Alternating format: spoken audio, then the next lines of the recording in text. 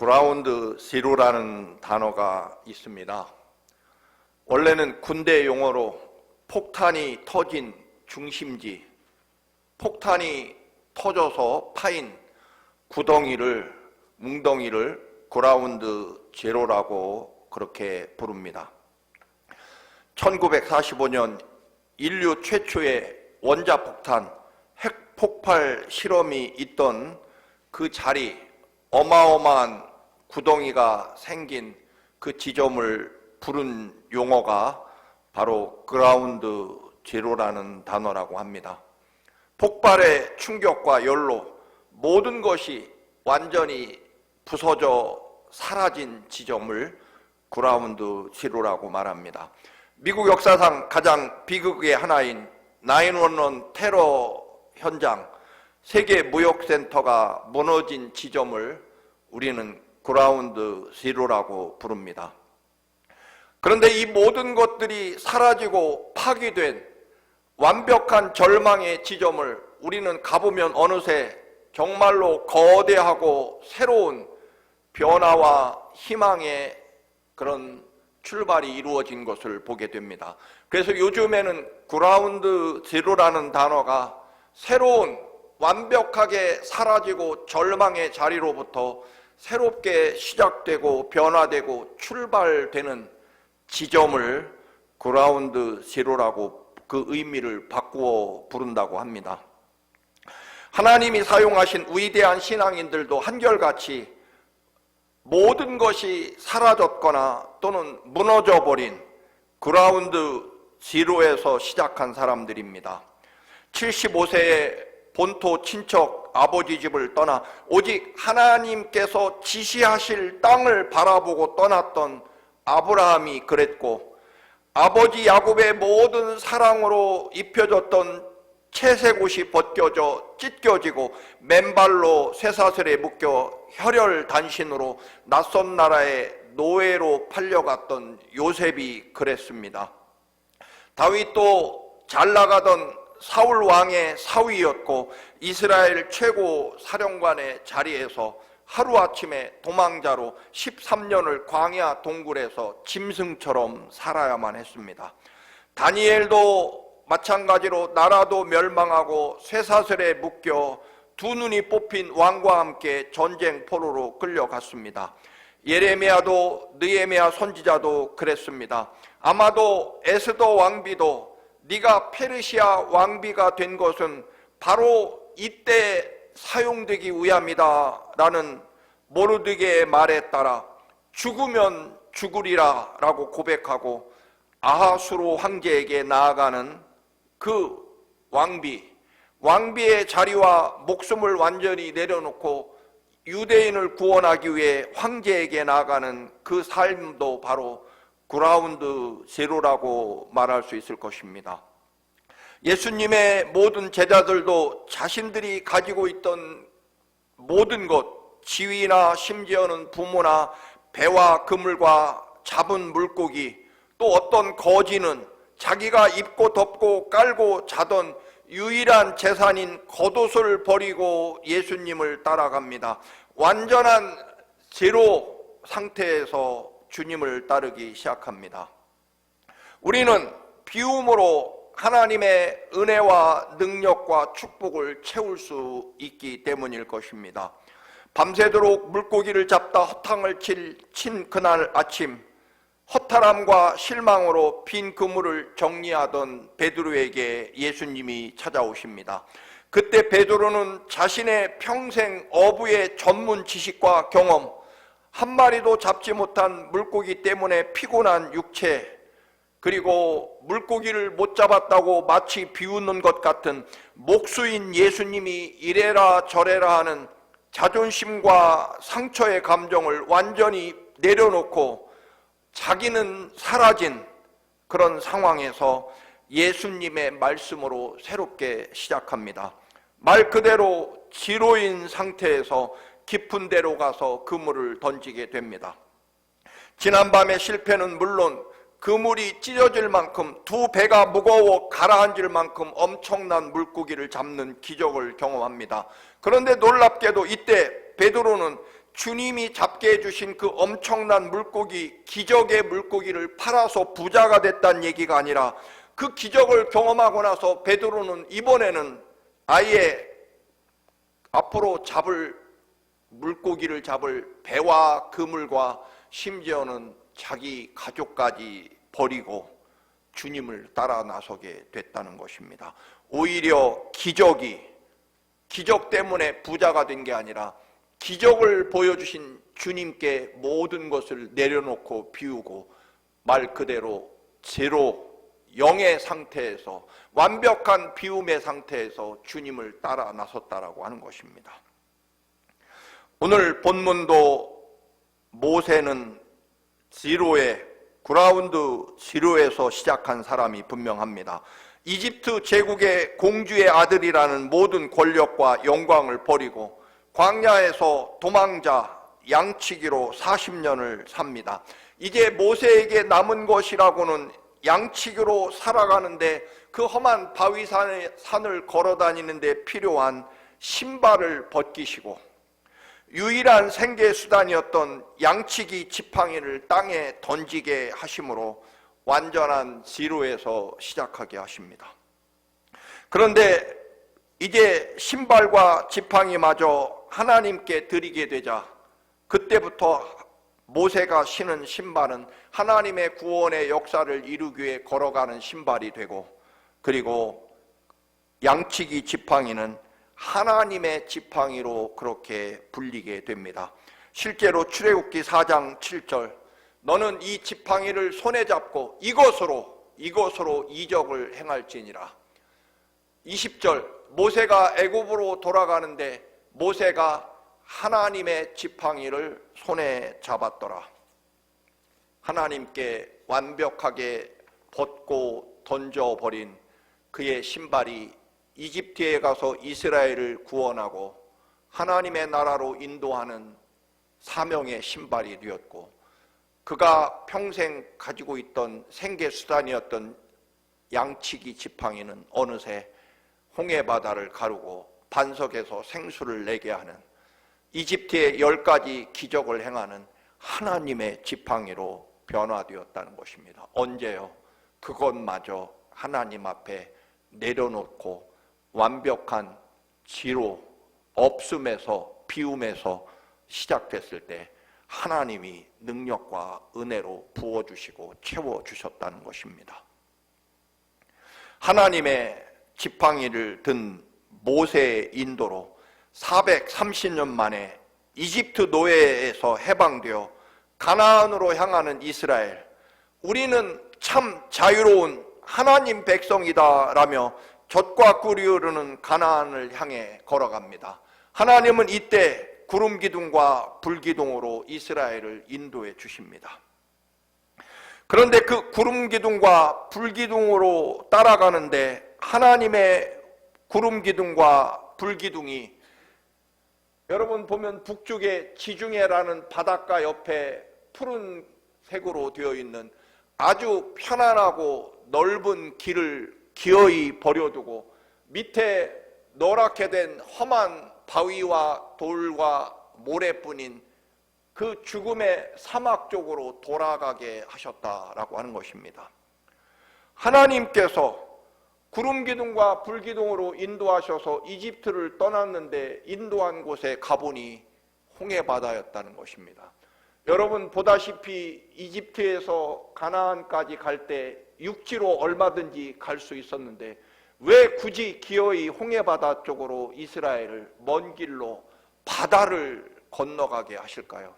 그것도 성경에 보면 가던 길을 되돌아가서 원래는 북쪽 좋은 길로 가는 듯 하다가 다시 되돌아서 홍해바다 남쪽으로 이스라엘이 말하는 대로 죽음의 장소로 하나님이 인도하신다는 것입니다. 왜 좋은 길, 편한 길, 넓은 길을 버려두고 길이 없는 모래사막, 광야로 인도하셨을까요? 출애굽기 13장 13절, 17절 말씀. 그러나 그들이 블레셋 사람의 땅을 거쳐가는 것이 가장 가까운데도, 즉 지름길인데도 불구하고 하나님은 그 길로 인도하지 않으셨다. 그것은, 그 이유는 이 백성이 블레셋과 전쟁을 하게 되면 마음을 바꾸어 이집트로 되돌아가지나 않을까 염려하셨기 때문이라고 그렇게 설명합니다. 하나님은 아직 군대도 없는 430년 동안 노예로 살던 이스라엘이 막상 전쟁을 할 수 없으니 먼 길로 돌아서 안전한 길로 가게 하신 것입니다. 사랑하는 여러분, 하나님께서 가르쳐 주시는 방향으로 우리는 걸어가야 한다는 것입니다. 하나님께서 미리 아시고 깊고 깊은 은혜와 사랑으로 준비한 길입니다. 그런데 아무리 그렇다고 해도 왜 그렇다면 블레셋 사는 지중해 옆에 편한 바닷가 옆에 길을 버려두고 광야로 가는 것까지는 이해한다 치더라도 왜 굳이 그 넓은 육지로 가는 길이 있는데도 기어코 하필이면 홍해바다 앞까지 인도하셨느냐? 얼마든지 육지로 걸어갈 수 있는 길이, 넓은 길이 있음에도 불구하고 말입니다. 하나님이 인도하시는 대로 이스라엘은 걷다 보니 어느새 홍해바다, 그리고 뒤를 돌아보니 이집트 황제가 이끄는 최강의 기마부대, 철병거 부대를 이끌고 이스라엘을 추격하고 있었습니다. 출애굽기 14장 2절 말씀, 너는 이스라엘 자손에게 말하여 오던 길로 되돌아가서 믹돌과 바다 사이의 비하히롯 앞 곧 바알스본 맞은쪽 바닷가에 장막을 치라고 하여라. 여러분, 다시 한번 지도를 보시면 이스라엘 백성들은 얼마든지 지중해에는 막강한 블레셋 민족이 가로막고 있어서 그렇다 치더라도 광야 사막을 가면 되는데 굳이 왜 저 넓은 육지 땅을 놔두고 기어이 홍해바다 앞으로 인도하셨느냐 하는 것입니다. 오던 길로 되돌아가서, 여러분 그 파란 길을 보면 올라갔다가 다시 거꾸로 내려오는, 일부러 내려오는 것을 볼 수 있습니다. 그것은 이집트 황제가 이스라엘이 아마 길을 잃고 헤매다가 홍해바다 앞에 도착해서 오도 가도 못하는 상황이 될 것이고, 그들은 길도 모르는 채 헤매기 때문에 우리가 지금 빨리 추격해서 쫓아가면 이스라엘을 잡아오든지 모조리 죽이든지 할 수 있겠다, 그렇게 이집트 황제가 생각하도록 오던 길을 되돌려서 거꾸로 다시 돌아가게 하셨다라고 성경은 말합니다. 그런데 하나님이 이 이스라엘을 저렇게 길을 되돌아가서 기어이 굳이 홍해바다 쪽으로 이끄신 목적을 이야기하십니다. 출애굽기 14장 4절 말씀입니다. 애굽 사람들이 나를 여호와인 줄 알게 하리라. 놀랍게도 이스라엘에게 내가 하나님이라는 것을 알려주려고 홍해바다로 인도했다라는 것이 아니라 이집트 사람들이 나를 여호와인 줄 알게 하기 위해서 이스라엘을 홍해바다로 인도하셨다는 것입니다. 사랑하는 여러분, 하나님이 인도하신 길입니다. 그런데 이 길은 이스라엘에게 여호와가 하나님이신 줄 알게 할 뿐만 아니라 이집트 사람들에게 여호와가 하나님이신 줄 알게 하기 위해서 홍해바다로 기어이 인도하셨다라고 하는 하나님의 계획을 말씀합니다. 이 길은요, 돌아가는 길이고 막힌 길인처럼 보이지만 하나님이 인도하신 길이 분명합니다. 그런데 이스라엘 백성들이 보기에는 속된 말로 도간에 든 쥐가 됩니다. 오늘 본문 10절을 보면 바로가 가까이 올 때 이스라엘 자손이 눈을 들어 본즉 애굽 사람들이 자기들 뒤에 이른지라 이스라엘 자손이 심히 두려워하여 여호와께 부르짖고라고 되어 있습니다. 일단 이스라엘은 하나님께 부르짖고 기도한 것은 맞습니다.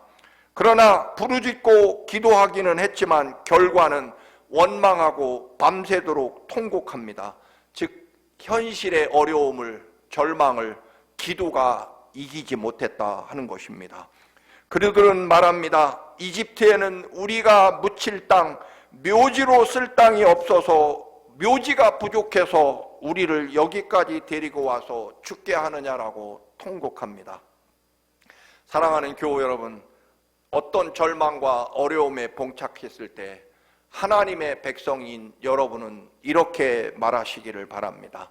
나보다 나를 더 잘 아시는 주님께서 준비하신 최고의 길, 최선의 길, 가장 깊은 사랑으로 준비한 길임을 저는 믿습니다.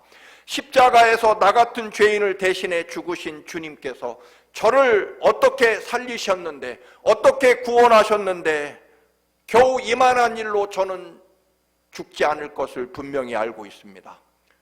제가 어떻게 구원받았는데 주님이 저를 죽게 내버려 두시겠습니까? 예수님, 저는요 주님이 알고 계신 것보다 훨씬 더 주님을 사랑합니다. 절대로 이만한 일로 주님을 원망하거나 불평하는 일은 하지 않을 것입니다 라고 고백할 수 있기를 바랍니다. 사실 오늘 이 이야기는요, 누차 말씀드린 대로 이스라엘이 죽는 얘기가 아닙니다. 이집트 군대가 죽는 이야기입니다. 다시는 하나님의 백성인 이스라엘을 괴롭히지 못하도록 이 이집트 군대를 영원히 끊어내고 이제 이스라엘은 이집트로부터 영원히 자유함을 얻게 하는, 이스라엘은 위대한 생명을 얻는 장소이고 이집트 군대는 영원히 죽는 장소가 바로 홍해 바다라고 하는 것입니다. 그런데 이스라엘들은 하나님의 뜻과 계획과 그리고 상황만 보고 모세와 하나님을 원망하며 통곡합니다. 12절 말씀입니다. 다시 보십니다. 우리가 애굽에서 당신에게 이른 말이 이것이 아니냐, 이르기를 우리를 내버려 두라, 우리가 애굽 사람을 섬길 것이라 하지 아니하더냐. 애굽 사람을 섬기는 것이 광야에서 죽는 것보다 낫겠노라. 한마디로 말하면 그때 우리가 이럴 줄 알고 이집트에 떠나지 않게 했다고, 그냥 우리는 노예로 살 터이니 내버려 둬달라고 그렇게 애원하지 않았느냐. 그런데 기어이 하나님 이름으로 우리를 끌고 여기까지 와서 이 홍해바다에서 빠져 죽게 만들거나 아니면 이집트 군대에게 죽임을 당하는 것으로 끝나게 만드느냐.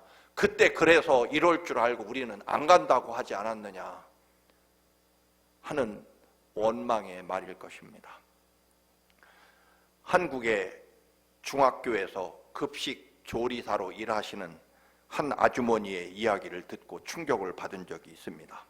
한국은요, 유치원부터 고등학교까지 아마 전 세계에서 최고의 급식을 받는 나라가 대한민국이 분명합니다. 잘 먹고 잘 자라서 이 나라를 이끌어가는 훌륭한 국민이 되라고 국민들이 낸 세금으로 식사를 제공받습니다. 학교에서 급식을 만드는 분들은 대부분 학생들의 어머니 뻘이거나 아니면 할머니 정도 되는 분들이 그 뜨거운 물과 기름 속에서 위험을 감내하며 땀을 흘리며 아들 같은, 손자 같은 자식들 좋은 음식 먹이려고 급식을 만들어 줍니다. 세계 최고로임은 분명합니다. 그런데 한 중학생 녀석이 오더니 그렇게 말하더랍니다. 반찬 꼬라지하고는 하고 식판을 쏟아버리는 그 모습에 너무나 큰 충격을 받았다는 이야기를 하는 걸 들었습니다.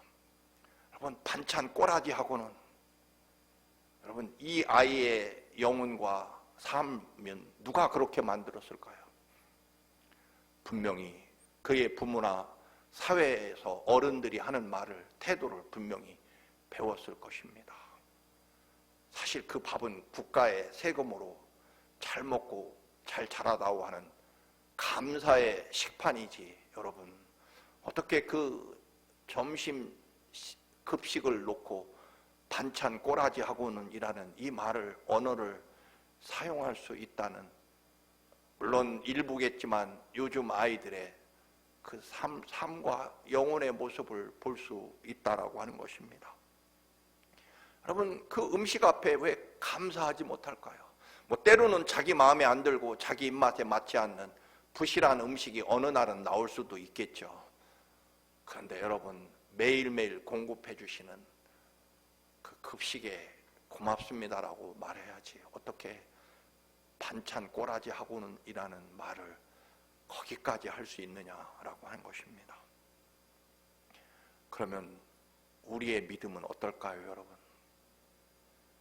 매일매일 일상에서 여전히 살아갈 수 있게 해주신 하나님의 은혜는 당연하고, 어느새 내 권리가 되어서 조금만 힘들고 어려우면 여러분 마치 그 중학생의 표현처럼 꼬라지하고는, 이스라엘이 홍해바다 앞에서 한 이야기는 그 10가지 어마어마한 재앙, 기적을 쏟아부어서 이스라엘을 잊지 않고 구원해내셔서 젖과 꿀이 흐르는 가나안까지 이제 출발한 도상에서 홍해바다 앞에 도착하자 하는 말이라고 하는 것이, 우리를 파묻을 묫자리가 없어서 여기까지 끌고 와서 죽이느냐라고 하는 이 극단적인 언어가 이스라엘 사람들 뿐만일까요?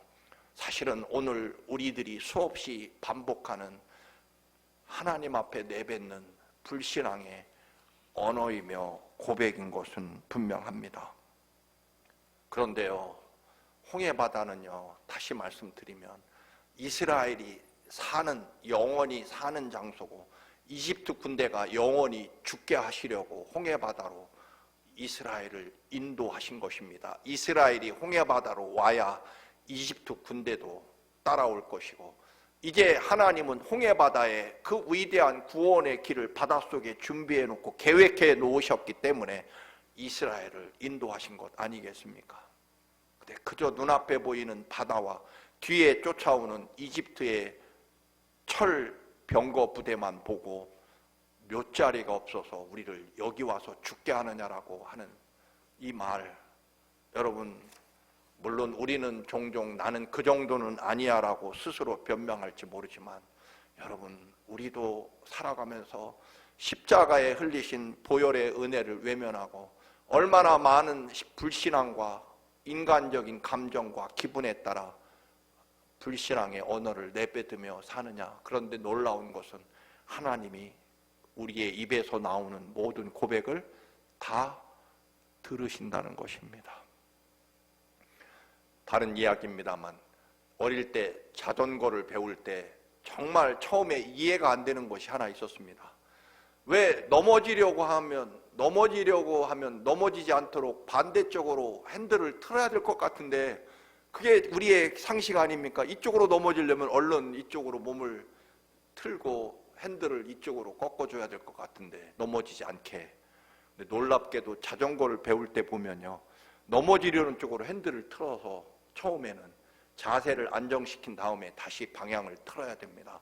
자전거를 배울 때는요, 놀랍게도 넘어지는 쪽으로 핸들을 꺾어야 됩니다. 그렇잖아요.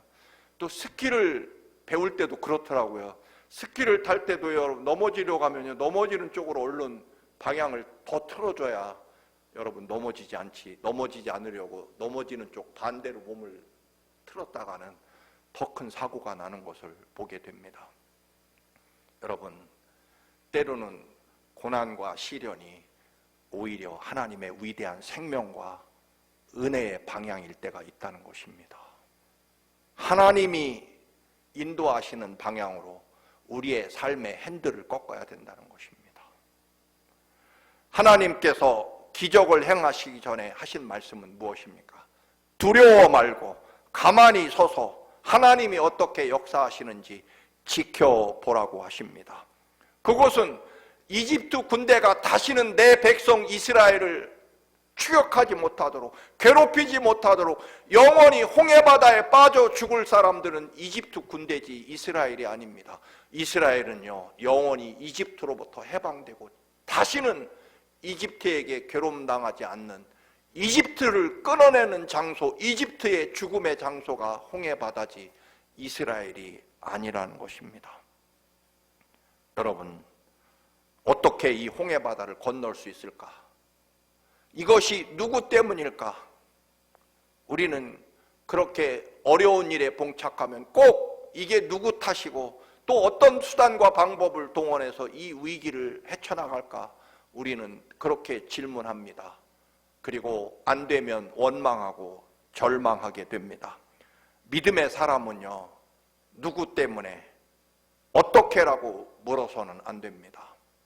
이 일을 통해서 하나님은 무엇을 하실 것인가?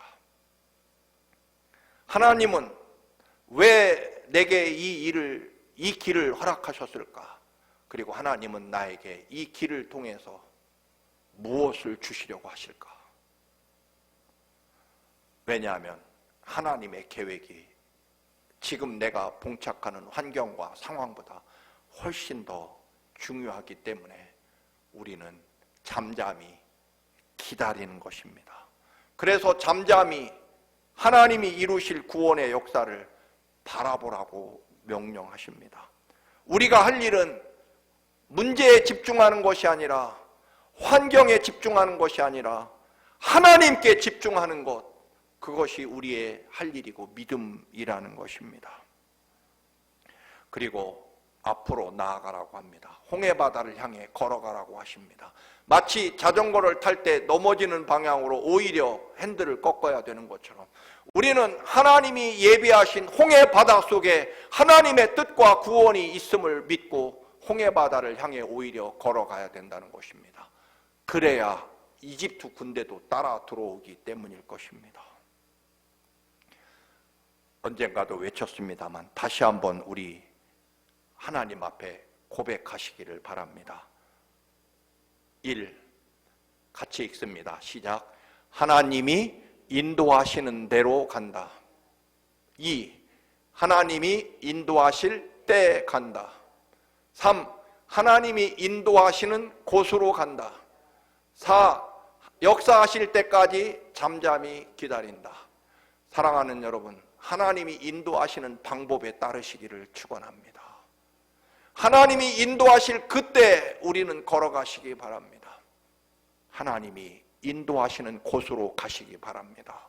그곳이 홍해바다와 이집트 군대 사이일지라도 하나님은 홍해바다 속에 구원의 길을 준비하고 계시기 때문입니다. 그리고 그때까지 잠잠히 하나님 믿고 기다리면서 함부로 말하지 말자는 것입니다. 똑같이 햇볕을 받지만 살아있는 나무는요 더 푸르고 싱싱해지고 더 많은 열매를 맺고, 진흙은요 햇빛을 받으면 더 단단해지지만 초콜릿은 녹아버립니다. 흔히 똑같은 물을 마시지만 독사는 독을 만들어내지만 여러분, 젖소는 싱싱한 우유를 만들어냅니다. 여러분, 환경과 문제가 아니라 내게 주어진 조건에서 우리는 똑같은 환경이지만 믿는 사람은 하나님의 위대한 생명과 축복을 만들어내고 은혜를 만들어내지만 믿지 않는 사람은 독을 만들어낼 수 있습니다. 그렇습니까, 여러분? 마틴 루터는 이렇게 외쳤다고 합니다. 예수님이 지옥에 가신다면, 지옥에 계시다면 나도 지옥으로 갈 것이다. 즉 환경과 조건이 아니라 예수 그리스도를 믿고 예수 그리스도를 따르겠다는 고백입니다. 여러분, 어떤 조건과 환경에서도 여전히 변함없이 나를 사랑하시는 하나님을 믿고 담담히, 잠잠히, 담대하게 그 자리를 굳게 지키며 하나님이 역사하시는 것을 바라볼 줄 아는 여러분의 믿음이 되시기를 축원합니다. 최근에 읽어드린, 새벽에 말씀드린 히브리서 5장 12절을 다시 한번 읽어드립니다. 믿은 거듭난 시간으로 보면 여러분은 이미 교사가 되었어야 할 터인데 다시금 하나님의 말씀의 초보적인 원리를 배워야 할 처지입니다. 여러분은 단단한 음식물이 아니라 젖을 필요로 하는 사람이 되어 있습니다. 다시 설명드립니다. 예수 믿은 지가 도대체 그 정도면 이미 선생이 됐어야 되는데 아직도 기초적인 더하기 빼기를 배워야 할 처지이고, 아직도 엄마 젖을 물고 자기 원하는 음식만 먹겠다고 하는 어린아이로 여전히 머물러 있다라고 말합니다. 예수 믿은 지 얼마인데, 도대체 예수 믿은 세월이 몇십 년인데 아직도 애기처럼 내 기분과 감정에 따라 내가 원하는 것 주지 않으면 땅바닥에 들어 놓으며 울부짖는 어린애기 같은 그런 믿음의 삶을 언제까지 살 것이냐.